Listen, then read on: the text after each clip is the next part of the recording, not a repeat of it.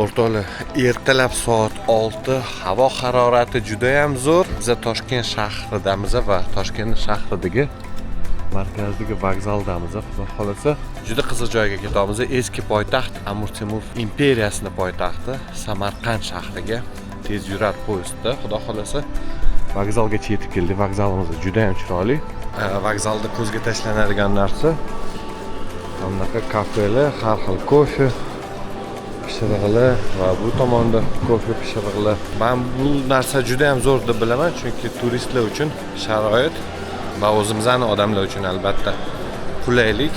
Biz esa yo'lga ketdik. Ularga 6-5-joyda Samarqandga. Bo'ldi, rahmat katta.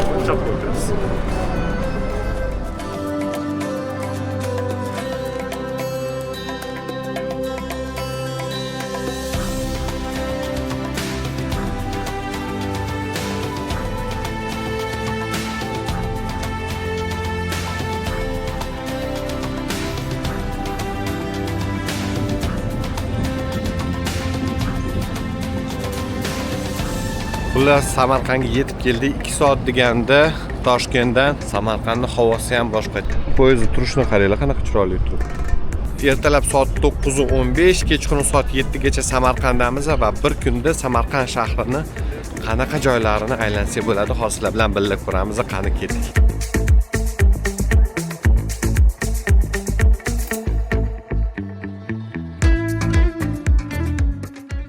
Eng asosiy narsa, birinchi bo'lib keladigan joyimiz bizani bugun Registon maydoni. Registon maydoni Buyuk Ipak yo'lini markaziy bozori bo'lgan. Mana Registonga keldik. Hozir ichiga kiramiz. Chiroyliligini qaranglar. Hozir kirib ichkarisini aylanamiz birga. Registonga kirish uchun birinchi mana bunaqa kassa degan joy bor ekan, ticket office. Ya'ni birinchi bo'lib chipta sotib olishimiz kerak. Hozir chiptalarning narxini ko'ramiz. Registonga kirish uchun O'zbekiston fuqarolari 15 ming so'm pul to'laydi, chet el fuqarolari esa 100 ming so'm ekan. Bunaqa QR kod berishadi. QR kodni mana qo'yamiz. Eshiklar ochiladi va biz Registonga xush kelibsiz degan yozuv bilan Registonga kirib keldik. Wow. Registon Amir Temur davrida Samarqandni va Temuriylar imperiyasini markazi hisoblangan va Registon ansamblida 3 ta madrasa bor. Birinchisi Mirzo Ulug'bek madrasasi 1417-yilda qurilgan, 1420-yilgacha. Sherdor madrasasi ana qo'shilib to'g'riladi. O'sha Sherdor madrasasi 1619-1636-yilda qurilgan ekan. Va Tillaqori madrasasi 1646-1660-yillarda qurilgan. Biz hozir Ulug'bek madrasasiga keldik. Juda ham chiroyli. Ko'rishingiz mumkin. Va turistlar hamma joyda turistlar. Ichkarida anaqa chiroyli qilib bog' qo'yishgan. Necha asrli bu tarix. Mashalloh. Bu ilgari maktabdagi bo'lgan, lekin bugungi kunda bu do'konlar qilib qo'yishgan. Hamma joyda do'konlar bor. Kirib shu do'konlarni bunaqa har xil suvenirlar sotilar ekan do'konlarda. Ichkarisi salqin, lekin konditsioner hech qanaqa narsa yo'q. Do'konni ichib ko'rishingiz mumkin.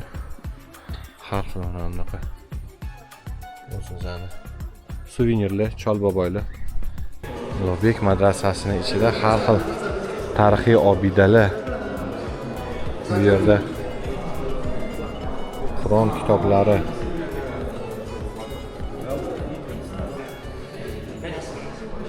zo'r har bitta ma'lumot o'zbek tilida va ingliz tilida bor ekan. Juda ham zo'r.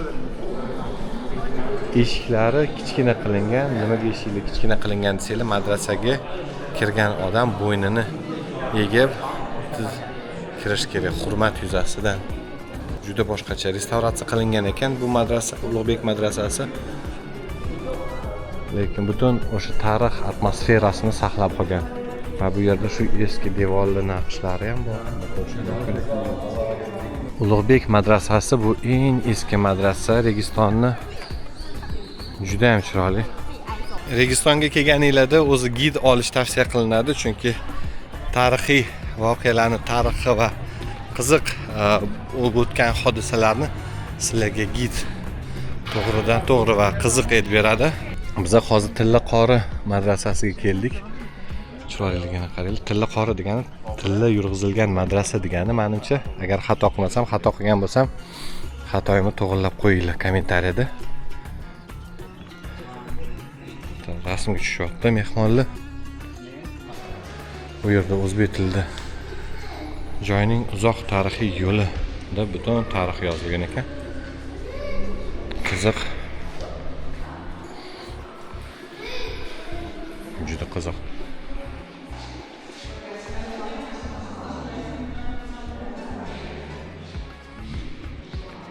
Kosani qaranglar.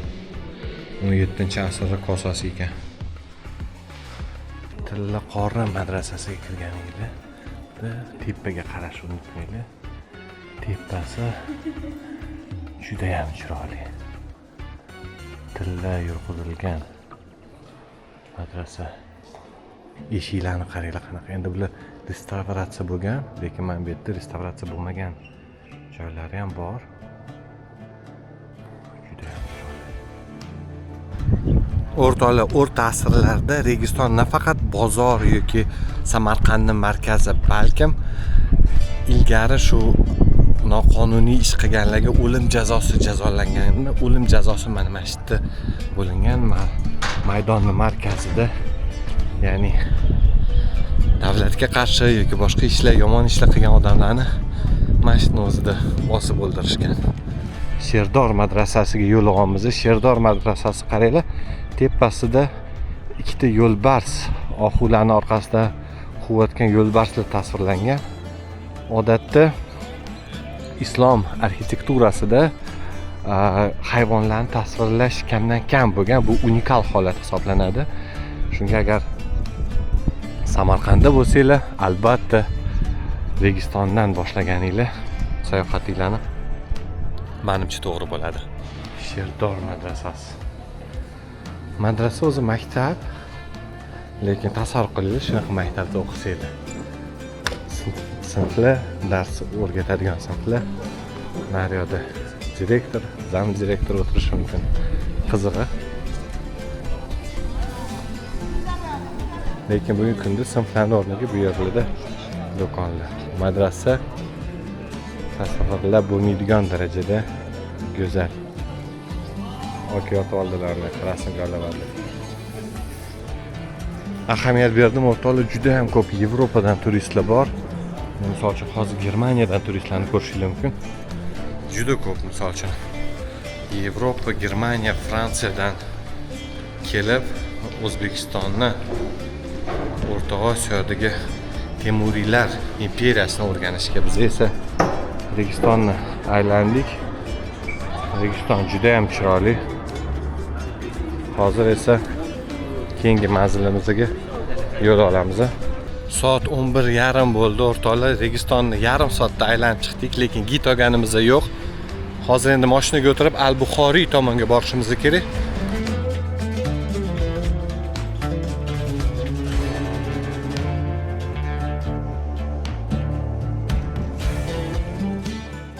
O'rtoqlar, biz 12dan 10 minut o'tdi. Imom Al-Buxoriy majmuasiga ketamiz va Imom Al-Buxoriy haqida ozgina sizlarga qiziqarli faktlar aytib bermoqchiman. Imom Al-Buxoriy o'zi kim bo'lgan? Imom Al-Buxoriy butun umr davomida payg'ambarimiz Muhammad sollallohu alayhi vasallamning hadislarini yig'ib o'rgangan odam bo'lganlar va ular Buxoro shahrida tug'ilganlar. Al-Buxoriyning eng mashhur asarlaridan biri bu Sahih Al-Buxoriy, musulmonlar uchun Qur'ondan keyingi eng ishonchli kitob deb hisoblanadi. Imom Al-Buxoriy majmuasining tarixini sizlarga ozgincha aytib beraman. 1998-yilda Imom Al-Buxoriy tavalludining 1225-yilligi munosabati bilan zamonaviy yodgorlik majmuasi bunyod etiladi va muhtaram prezidentimiz Shavkat Miromonovich Mirziyoyev tomonidan 2021-yildan 2025-yilga juda ham katta rekonstruksiya, restavratsiya ishlari olib borib, butun kompleks yangilanadi. Hozir sizlar o'zingizlarning ko'zingizlar bilan shu kompleksni ko'rishga imkoningiz bo'ladi. Men bilan birga sizlarga Al-Buxoriy kompleksini va Al-Buxoriy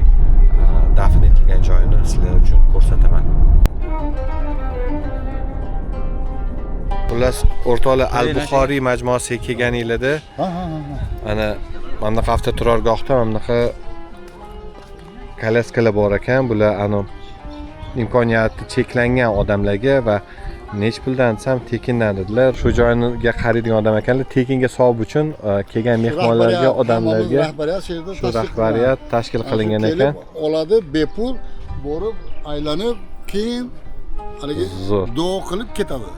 Gap bo'lishi mumkin emas. Shunaqa sharoitlar yaratilganga muhtaram prezidentimizga rahmat. Hamma joy top-toza, ozoda, rostdan ham haligi mashina turargohlari ham toza, juda ham akkuratniy zo'r qilingan. Hozir endi Al-Buxoriyni ichiga kiramiz. Hammasini Tekshirasiz.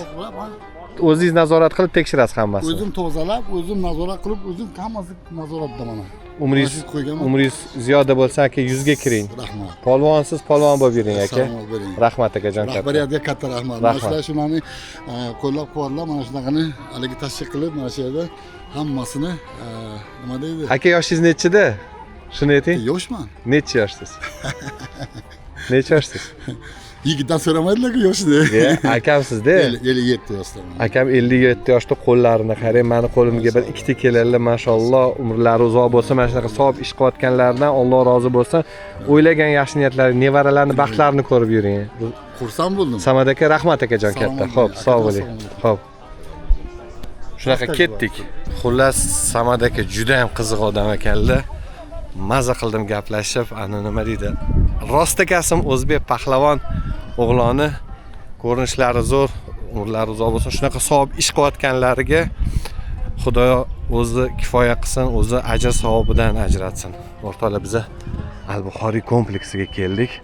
Xullas o'rtoqlar, Al-Buxoriyga kelsanglar, birinchi sigaretlar mumkin emas, chunki bu masjid, va ikkinchi shorti, ya'ni kalta nimada kirish mumkin emas, chunki bu masjid. Al-Buxoriy qabri tomonga ketyapmiz. U yerda masjid, muzey va juda chiroyli mamlaqa minoralar qurilgan gumbazlar bor. Yuringlar, birga ichkariga kirib aylanib ko'ramiz. Sizlarga Al-Buxoriy kompleksini ko'rsatishga harakat qilaman. O'rtoqlar, ishoninglar, umringlarda bir marta bo'lsa ham O'zbekistonda bo'lsanglar agar vaqt ajratib Al-Buxoriy yodgorlik majmuasiga kelinglar. Imom Al-Buxoriy o'zinglarni ko'zinglar bilan shunaqa chiroyini ko'rish nasib qilsin hammaga. Juda ham chiroyli. Darvozalari xuddi kumushdan qilingandek yaltirab turibdi va endi buni tasvirlab berish menimcha qiyin. Yuringlar, hozir ichkariga kiraylik va ichkarida qanaqa o'zgarishlar bo'lganini ko'ramiz sizlar bilan birga. Kirish, aytmoqchi bo'lganim, tekin, pulli emas kirish. Faqat agar muzeyga kirmoqchi bo'lsanglar, muzey pulli ekan.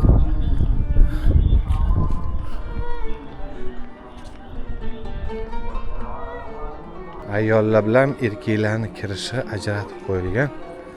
Bitta ayollar kiradigan joy o'ng tomonda, ayollarni ayollar tekshiradi. Erkaklar kiradigan joyda erkaklarni erkaklar tekshiradi. Rahmat. Xavfsizlik birinchi o'rinda bo'lishi kerak, bu juda ham to'g'ri. Ichkarini qaranglar, chiroyliligini. Mashalloh. Bizda shunaqa kasbini, hunarini ustalari bor. Shunaqa chiroyli narsalar yaratishgan buni. Juda chiroyli. Yodgorlik majmuaga kirganinglarda qaranglar qanaqa chiroyli qilingan. Tomlari juda ham chiroyli ishlangan ekan. Chiroyliligini qaranglar, voy. Muhtaram prezidentimizning tashabbusi bilan qilingan. Katta rahmat. Bilmadim endi bu videoni menimcha vaqtlari bo'lmasa kerak ko'rishga, lekin navoda ko'rsalar. Shavkat Miromonovich Mirziyoyev, sizga katta rahmat. Shunaqa o'zbek xalqini o'ylab, shunaqa chiroyli eski Al-Buxoriy yodgorligini rekonstruksiya qilib, tariximizga shunaqa katta e'tibor qaratayotganingizga, yoshlar o'zining tarixini unutmasligi uchun minnatdorchiligimni bildirib qolaman. Biz esa Al-Buxoriy majmuasini aylanishda davom etamiz va qaranglar. Qanaqa chiroyli, qanaqa go'zal.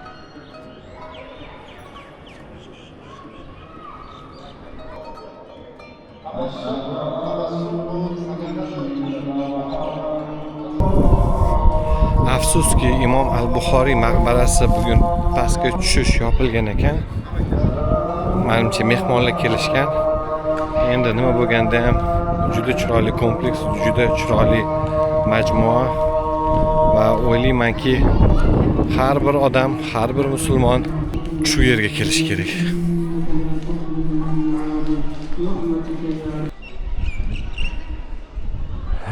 Allohim o'zingga shukr, juda go'zal.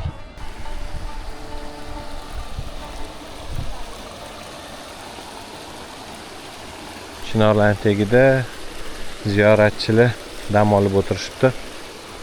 Va nariyoqqa o'tsanglar bilet sotiladi, chipta sotiladi muzeyga 5000 so'm. Muzeyni kirib aylansanglar bo'ladi. Sherigim rasm olishdan ovora.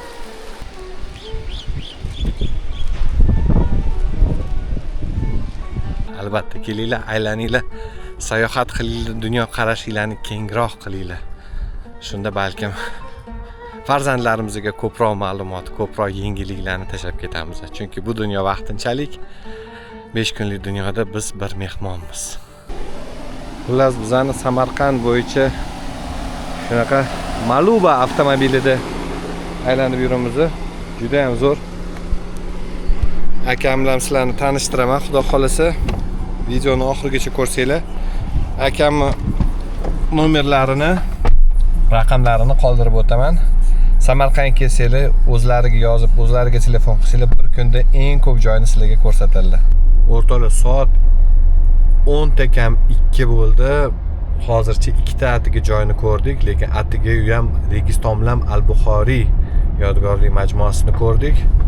Hozir akamiz bizani eng Samarqanddagi eng zo'r no'xat. Samarqand shahrida juda ham keng tarqalgan ovqat no'xatga ketyapmiz.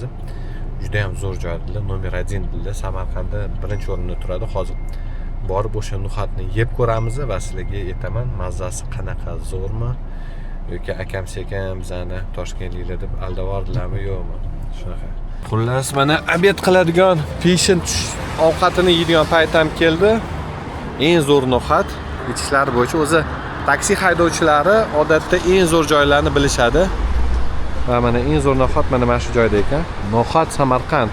Hozir borib no'xat yeb ko'ramiz. No'xat nonlari deb yozilgan ekan. Kelgan yilida shu ichkariga kirasizlar. Anzur, piyoz, pomidor, bodring. Voy, mana anzur piyozni ko'pligini qaranglar.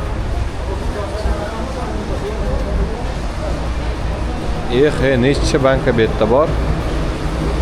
Lekin hozir o'tiramiz, tashqarida o'tirib no'xat yeb ko'ramiz sizlar bilan o'rtoqlar.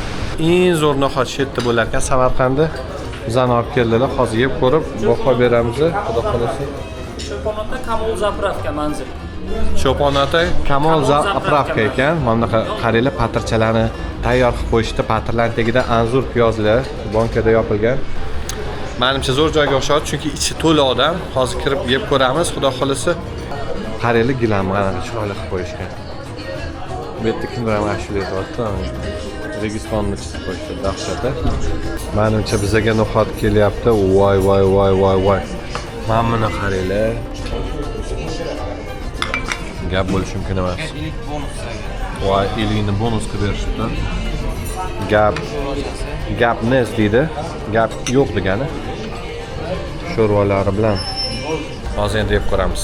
Food blogger emasman, lekin bitta qoshiq yeb aytaman, zo'rmi yo'qmi, kelishga arziydimi yo'qmi, o'zinglar yog'ini ko'rasiz. Ovqat yeyotganimni videoga oling.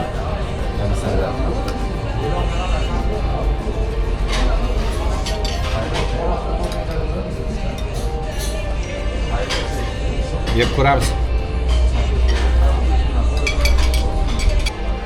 No'xat zo'r. Kelinglar, kelishga arziydi. Eng zo'r no'xatlardan biri. O'rtoqlar, meni xullas Zaruxaga aylantirib yuribdilar. Ular bilan videoni oxirida aytganimdek tanishtiraman. Ishoninglar, no'xatga olib keldilar. No'xat zo'r desamchi, xato qilgan bo'laman. Juda zo'r. Ko'pchilik aytadiki, Samarqandda bir kunda hech narsani o'ldirmaysiz, 2-3 kunga kelish kerak. Men bu fikrga 100% qo'shilaman. Lekin bir kunda ham juda ham qiziq joylarini, tarixiy obidalarni ko'rsanglar bo'ladi. Hozir soat 2 dan 35 minut o'tdi. Biz endi no'xat yeb oldik.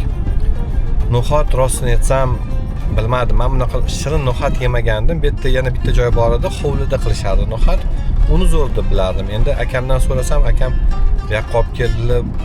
No'xat rostmana zo'r, iliklari zo'r, sho'rvalari zo'r. Xullas kelganinglarda o'zingizlar Samarqandga akamga uchrashsanglar, akamning nomeri oxirida, videoning oxirida bo'ladi. Sizlarga eng zo'r joylarni, eng eksklyuziv mehmonlik kelib o'zi bir kunda topa olmaydigan joylarni olib borib ko'rsatadilar. O'rtoqlar, biz sayohatimizni davom ettiramiz. 20 ta kam 3 yemaymiz guruch. Biz ketyapmiz hozir endi Shohizindagi yoki boshqa bir tarixiy joyga ketyapmiz. Akam o'zlari olib boradilar. Videoni o'tkazib olmaydi. Menimcha o'ldiramiz, ko'p joylarni ko'rishga ketdik.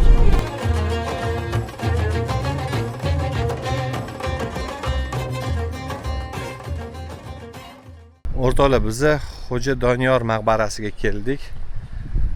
Samarqandda bu 3-joyimiz bugungi kunda. Umuman Xo'ja Doniyor maqbarasi Samarqand shahrida joylashgan O'zbekistondagi eng mashhur ziyoratgohlardan biri hisoblanadi. Xo'p, kirish bu yerda pulli ekan, kattalarga 5000 so'm, kichkinalarga 2000 so'm. Endi biz kattamiz, shunga 5000 so'm to'laymiz. Xullas, chet el fuqarosiga bu yerda 45000 so'm ekan, Registonda 100.000 so'm edi chet el fuqarosiga. Bu yerda arzonroq.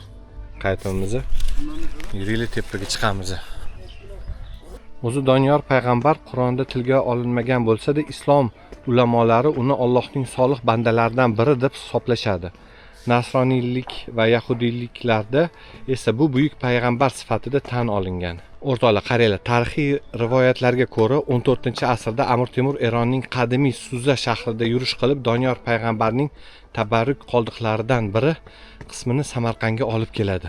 Aytishlaricha, qayerda Doniyor payg'ambarning tabarruk qoldiqlari bo'lsa, o'sha yerda baraka va farovonlik bo'ladi. Shu sababi Amir Temur ularni o'z poytaxti, ya'ni Samarqandga olib keladi. Yuringlar. Endi maqbarani ichida videoga olish xato, lekin bu yerda mana shu joyni ko'ramiz sizlar bilan. Mana maqbaralariga keldik. Alloh rahmatiga olgan bo'lsin.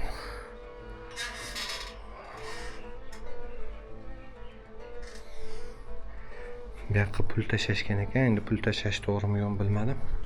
Yuringlar, undan ko'ra Qur'on tilovat qilamiz.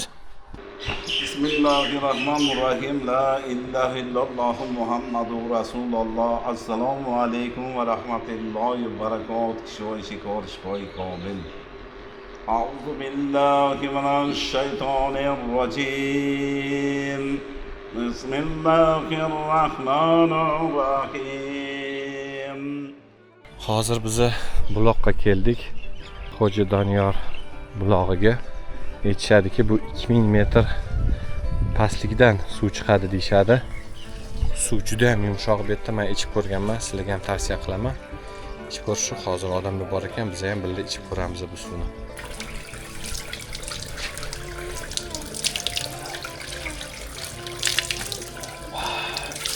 Bilmadim kim nima desa-desanu, lekin suv umuman boshqacha bu yerda. Soat 3 bo'pti. Poyezdimizgacha hali 4 soat vaqt bor. 4 soatda yana bir ikkita joyga bo'lsa ham ulguramiz degan umiddaman va Samarqand haqidagi kichik videomizni sizlarga ma'qul keldi degan umiddaman. Ma'qul kelgan bo'lsa, shu bittani yurakchani qizartirib qo'ysanglar, bu YouTube algoritmlariga yordam beradi va bu videoni boshqa odamlar, o'zbek tilida gaplashadigan, chet elda yashaydigan yurtdoshlarimizga ko'rishi mumkin.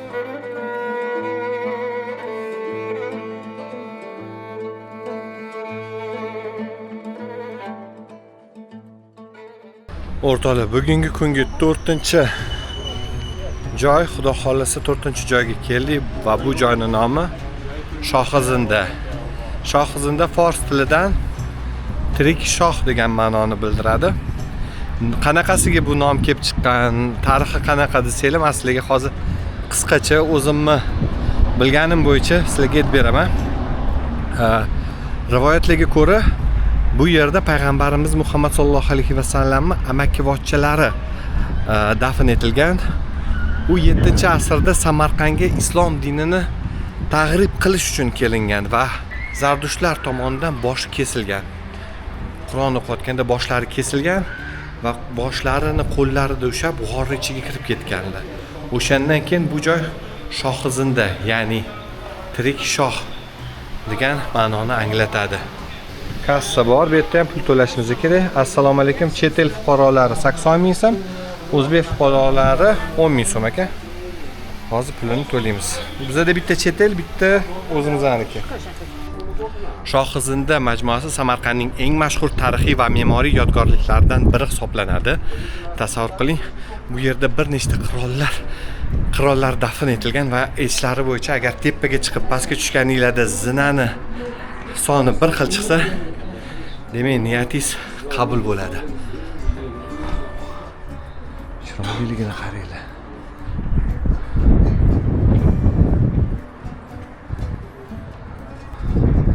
Bir 1376-yilda Amir Temur sarkarlaridan biri Amir Husaynning onasi sharifiga qurilgan. Biz onamizga nimalar qilamiz? Shunaqa go'zal maqbarani qurib qo'yishgan. Juda ham chiroyli.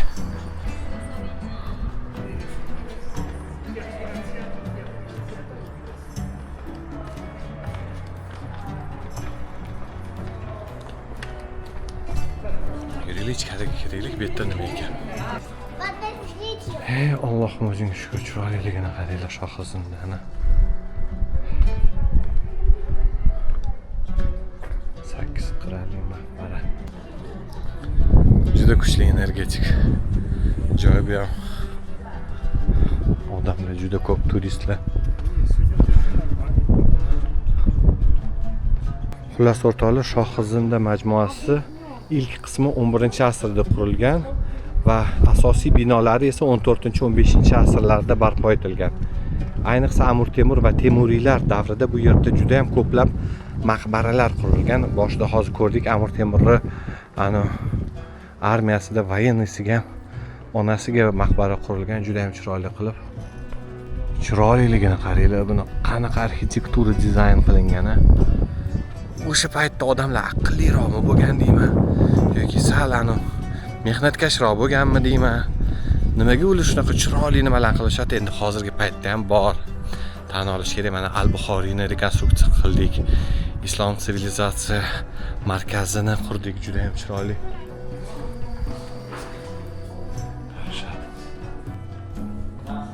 Gapirishga emas.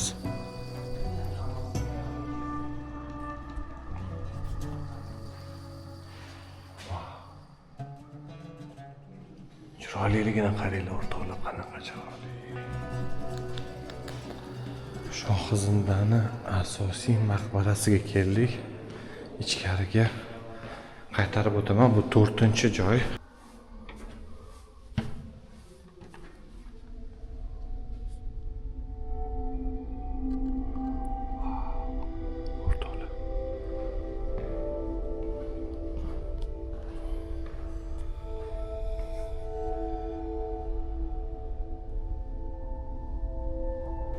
Bize shu Husam ibn Abbos majmuasi maqbarasi mana shu yerda ko'milgan bular. O'sha shularning nomiga bu joy nomlangan. Ya'ni Shohizinda, tirik shoh. Tarixni bilgan odam aytishadiki, kelajakda yaqingi 1-2 qadamni bila oladi. Chunki tarixda yozilgan kitoblarni o'qisak, tasavvur qiling, o'sha davrdagi eng aqlli odamlar bilan suhbatlashgandek bo'lamiz.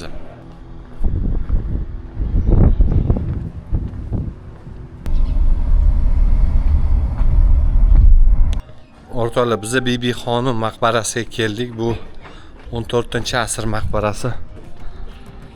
Amir Temurning ayoli Bibi xonim. Chiroyligini qaranglar. Soat 4 bo'lyapti, yana 3 soat vaqtimiz bor. Bir kunda Samarqandni ancha muncha joylarni ko'rsa bo'lar ekan. Shunga vaqtinglar bir kun bo'lsa ham, bir kun dam kuninglar bo'lsa ham, ertalab poyezdga o'tirib kelinglar yoki taksida kelinglar, aylaninglar, ko'ringlar.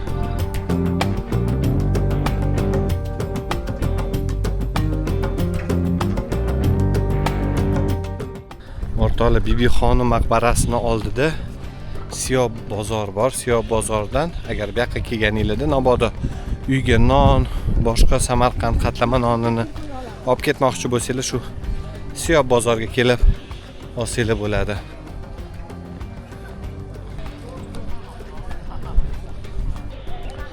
O'rtoqlar, Bibixonim masjidi tarixi haqida sizlarga ozgincha aytib bermoqchiman. Bibixonim masjidi Samarqandning eng mashhur va ulkan tarixiy obidalardan biri hisoblanadi. 1399-yildan 1404-yilgacha 5 yil davomida qurilgan. O'rtoqlar, Amir Temur ayolini shunaqa yaxshi ko'rganki, butun imperiyasidan, ya'ni Hindiston, Eron, Ozarbayjon va Markaziy Osiyoda minglab eng zo'r hunarmandlarni olib kelib Bibixonim madrasasini barpo etadi. Tasavvur qilinglar, qanaqa kuchli muhabbat bo'lgan. Bu bizning 5-joyimiz. Soat 4 bo'ldi. Poyezdimizgacha yana 3 soat bor. Yana nechta joyga o'ldiramiz, qani ko'ramiz. Xullas, mana bu yerdan o'rtoqlar kirasizlar Bibixonim madrasasiga. Kirib aylanasizlar. Qaranglar, qanaqa chiroyli qilingan bu yerda. Daraxtlar, kun issiq bo'lishiga qaramasdan havo bu yerda bir 4 darajaga salqinroq desam xato bo'lmaydi. O'rtoqlar, bu Qur'oni Karim kitobi qaranglar qanaqa.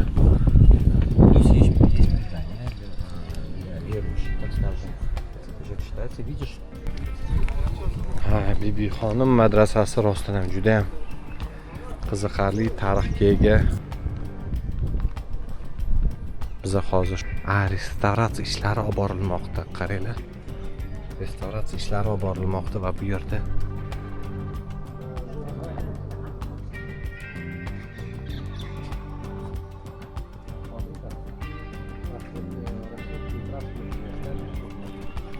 ranglari qolmagan ekan, lekin eskani suyagi bo'ladi-yu, suyagi butun deymiz-yu.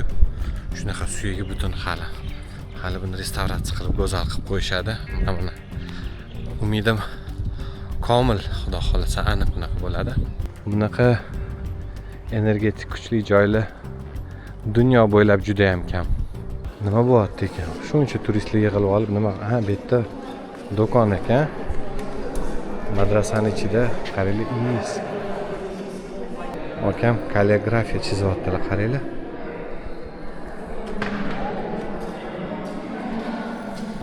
Qaranglar, qanaqa hunarmandlar bizda bor, qanaqa chiroyli narsalarni yasashadi.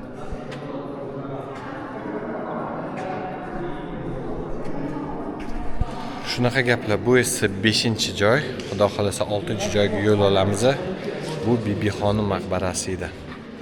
O'rtoqlar, bu esa asosiy masjid, ya'ni Amir Temur masjidi ekan. Amir Temur masjidida qaranglar, yana bitta qiziqarli fakt sizlarga aytib o'taman. Mana bu marmarlar hammasi yangi ekan. Bu yerda hadislar yozilgan ekan. Lekin bu yerda original hadis ham, original marmar, o'sha eski Amir Temur zamonidagi marmar ham saqlanib qolgan ekan. Mana shu original marmar. O'sha zamondagi. Shunaqa buyuk ota-bobolarimiz bo'lgan. Shunaqa buyuk ishlar qilishgan.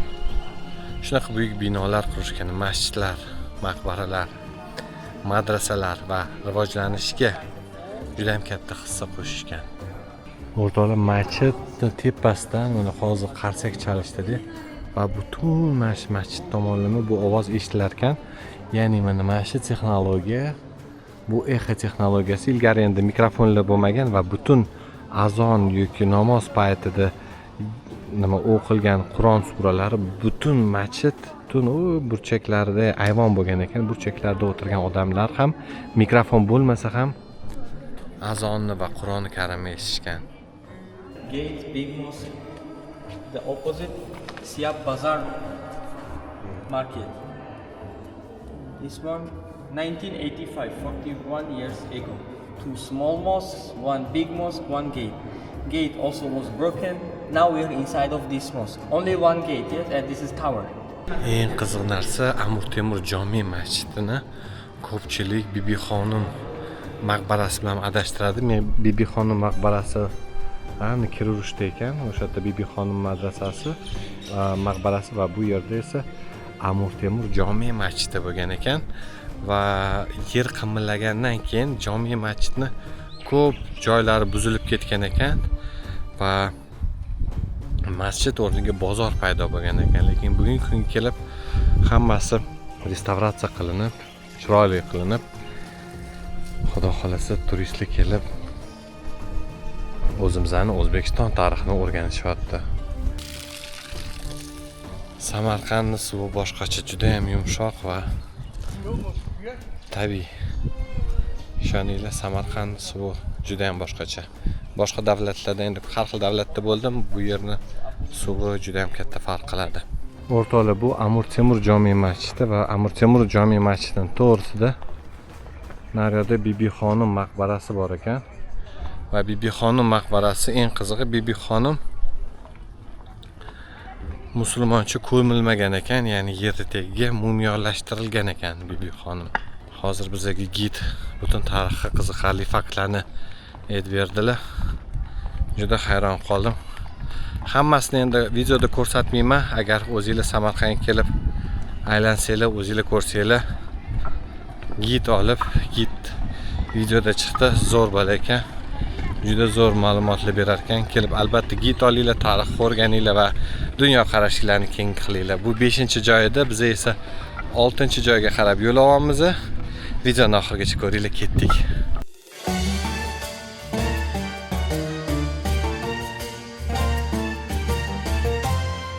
O'rtoqlar, bu safar bizani Samarqandda Zarxoga aylantiryaptilar, mana o'zlari. Assalomu alaykum, yaxshimisizlar? Hozir nomerlari chiqadi, mana bu yerda nomerlari chiqadi. Kim Samarqandga kelib bir kunda yoki 2 kunda hamma qiziqarli joylarni aylanmoqchi bo'lsa, ana sekretli joylar, sirli joylari bo'ladi. Shunaqa zo'r-zo'r taomlarni yeb, zo'r-zo'r joylarga bormoqchi bo'lsa, Zarxoga nomeri mana bu yerda. Telefon qilinglar, azamatdan desanglar 20% chegirma qilib beradilar. Hozir o'zi ko'chadagi narx 800-900 ming ekan, bir kun aylanib yurish. Agar mendan nima qilsanglar 650 ming, 700 mingga narxlarini chiroyli qilib beradilar va eng zo'r joylarga, eng qiziqarli joylarga sizlarni olib borib, kerak bo'lsa bir kun, kerak bo'lsa yarim kun, kerak bo'lsa 2 kun aylantirib Al-Buxoriy, Buxoro, Samarqandlarni ko'rsatib keladilar. Shunga Zarux akaga katta rahmat akaga. Bizani rasali aylantirdilar, rozi bo'lsinlar. Ertalab soat 9 dan beri shu kechqurun soat 7 gacha bilamiz. Xudo xolasa yana 2,5 soat vaqtimiz bor. Hozir borib bitta issiq kofe ichamiz, keyin esa yana bitta qiziqarli joyga boraman deyaptilar. Videoni oxirigacha ko'ringlar, o'tkazib yubormanglar. Videoning oxirida qiziqarli joylar yana bo'ladi. Biz esa yo'ldamiz Samarqand ko'chalarida.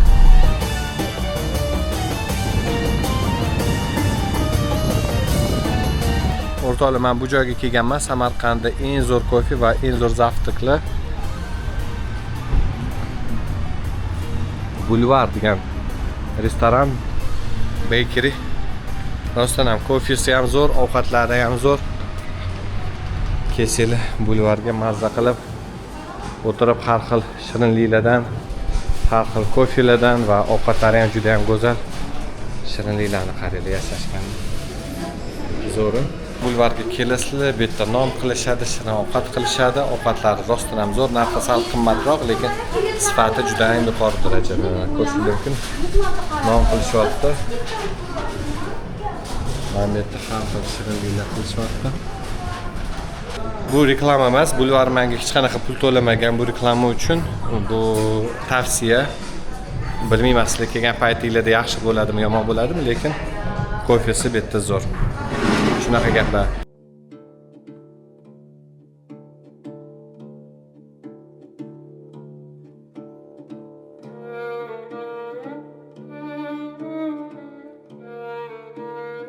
O'rtoqlar, biz 6 va oxirgi nuqtamizga keldik.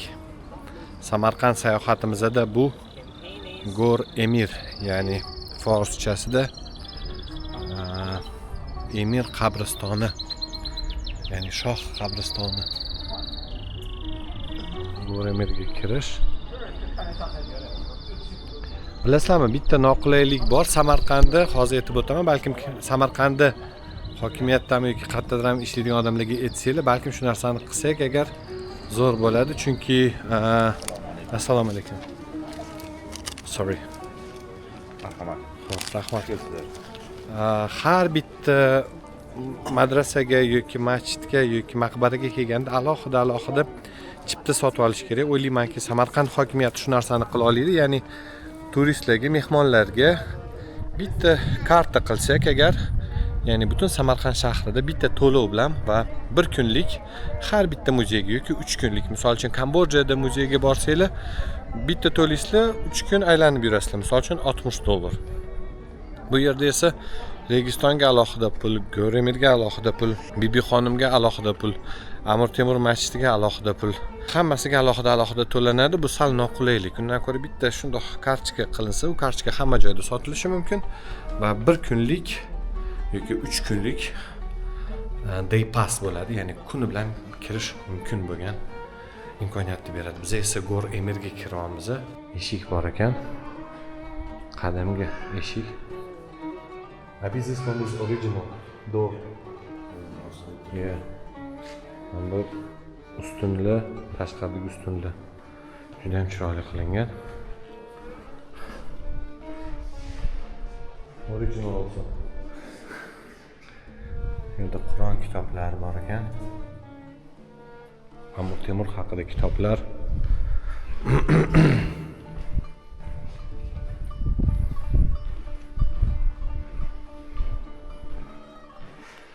Mana ziyoratxona. Go'remir Amir Temur maqbarasi. Mashalloh. Mana bu qora nefrit tosh, bu eng katta qora tosh Osiyoda, O'rta Osiyoda, lekin asl qabr bu emas, asl qabr yer tagida joylashgan. Bu mulyajdagi narsa, lekin ichkarini qaranglar. Qanaqa chiroyli qilingan ichkari.